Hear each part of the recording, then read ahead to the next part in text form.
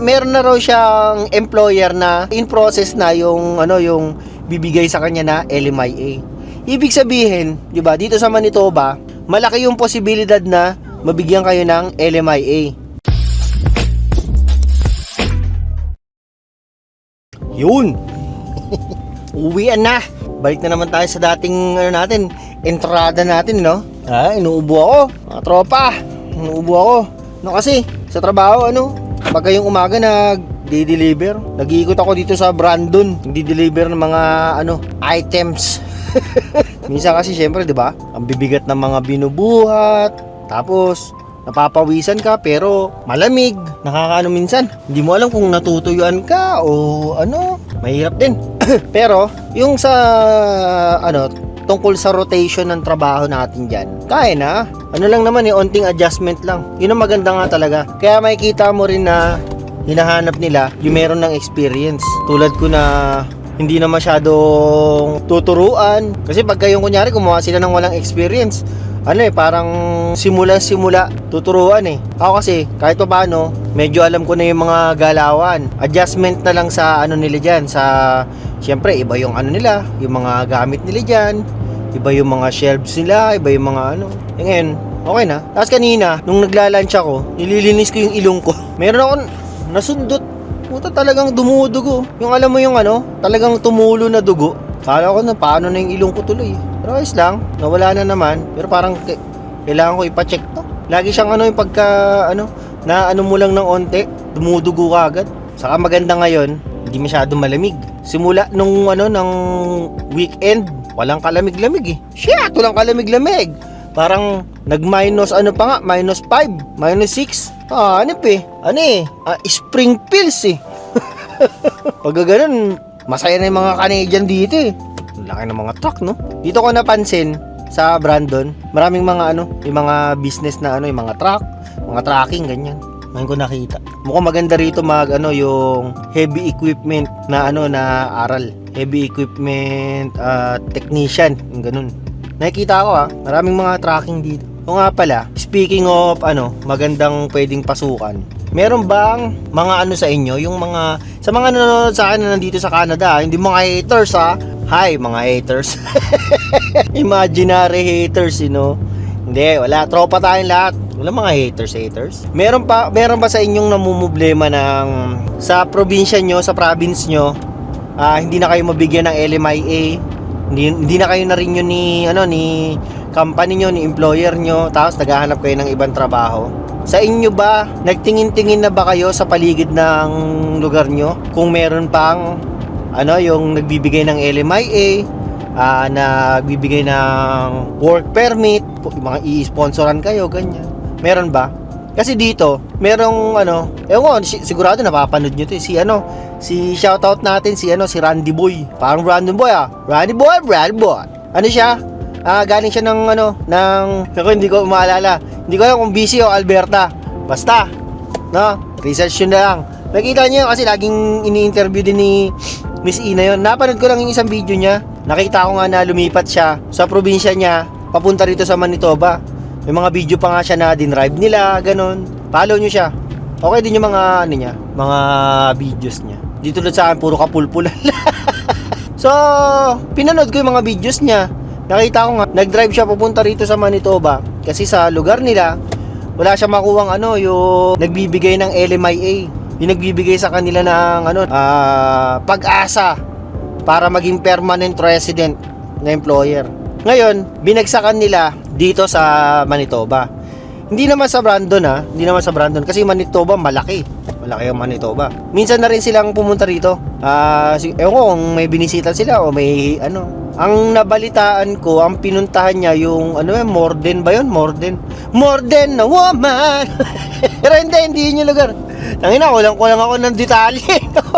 Halatang nagchismis lang, Hindi, pero dito nga, within Manitoba, dito siya sumugal na maghanap ng trabaho na magbibigay sa kanya ng LMIA. Napanood ko, siya yung, parang cook yata siya, cook. Nakikita ko na nagagawa siya ng dough, ganyan. Sana pagka, pagkita kami niya ni Randy Boy, Turuan mo nga akong gumawa ng ganyan. Gusto kong gumawa ng ganyan. So, Yun, meron na raw siyang employer na in process na yung yung bibigay sa kanya na LMIA. Ibig sabihin, 'di ba, dito sa Manitoba, malaki yung posibilidad na mabigyan kayo ng LMIA. Lalo na yung sa mga remote areas. Yung pinuntahan niya, mas pa yun, mas remote pa yun dito kasi syempre Brandon City, big time eh. City to, pero alam mo yun, small city feels. Ano lang to, pangalawa sa pinakamalaking city ng Manitoba. Unang-una syempre, ang Winterpeg. Yung napuntahan niya, parang small town yon siguro. Ewan ko, city rin, no? Town. Kasi, no? Kinuwento ka agad, di pa masyadong inanin detalye. Pero, ang point ko lang naman kasi, yun nga, pag kayo, hindi kayo makahanap ng magbibigay ng LMIA sa lugar ninyo, mag-try kayo sa ibang province, like Manitoba. Kita nyo, di ba? Titiisin nyo lang naman yung lamig. Pero, at least, dito kayo mapagbibigyan ng, ng employer na magbibigay ng LMIA sa inyo, tutulong sa inyo. Mabait mga employer dito.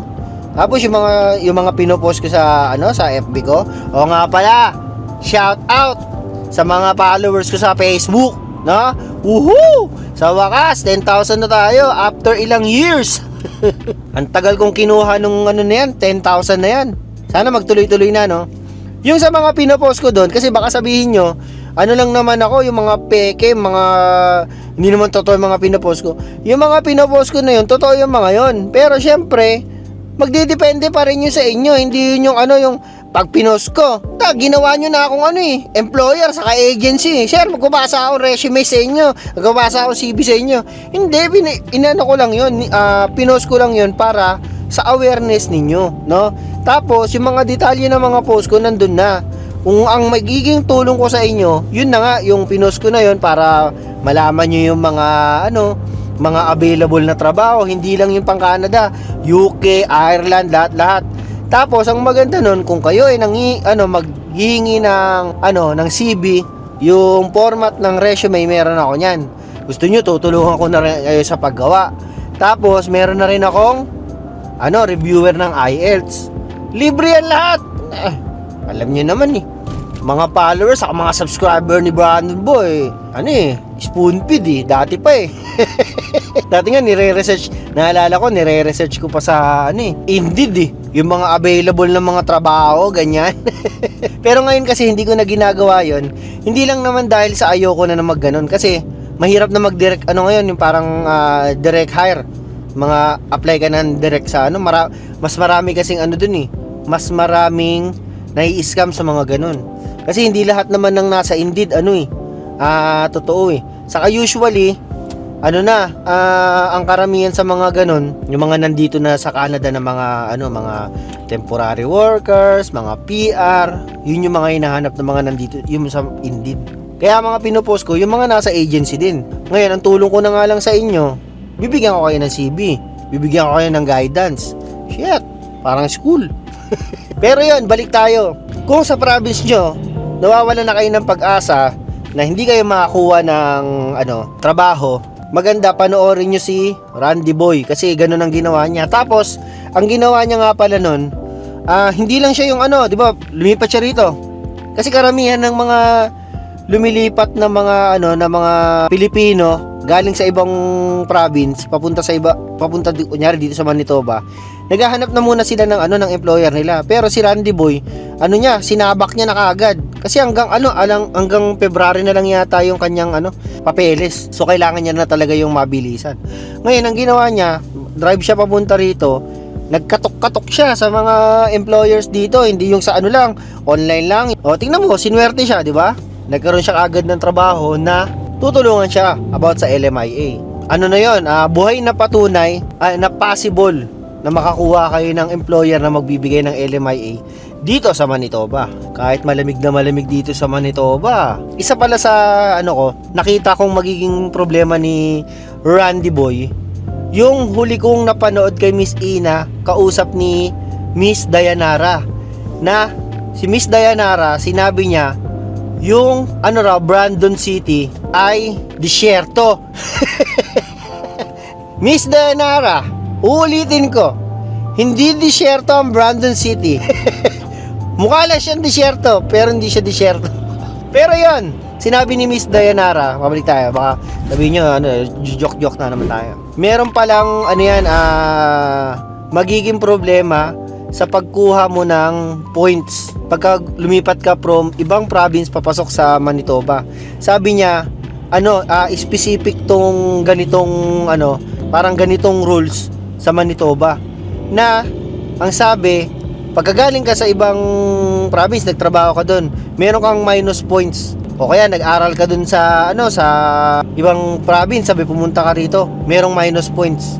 Ganun, may mga minus. Ewan ko na-research na ni ni Randy Boy. Pero syempre, pa rin tayo, hoping for the best pa rin tayo. Kaysa naman wala kang LMIA na magtutunganga ka doon sa probinsya nyo. At least kahit pa paano, maliit na bagay yan, minus na yan. Ang mahalaga, makakapag-stay kayo rito ng pamilya mo kasi siya kasama niya ng family niya. Yun yung mahalaga. Mahaba na naman tong video ko, ayoko na masyadong mahaba at ang hirap mag-edit, nakatamad. Pero yun, yung sa mga nanonood sa akin ng mga naghahanap ng trabaho galing sa ibang province na kayo ay close work permit, open work permit, na naghahanap ng LMIA sa mga close work permit, welcome kayo dito sa Manitoba. Malawak ang Manitoba. Maraming nagbibigay ng mga LMIA kasi merong mga lugar dito yung talagang liblib. Pero yun lang. Para naman meron tayong tulong sa mga mga tropa natin na naghahanap ng trabaho, mga nawawalan ng pag-asa, mga walang work permit, walang mga LMIA. Pwede kayo dito sa Manitoba. Yun lang. Ako'y malapit na sa bahay. Gugutom na ako. Itlog lang kinakain ko pag tanghali. May bugok na itlog na yata yung utot ko. Sige na. Like, share, subscribe yung alam nyo na yun. Sige na, paalam.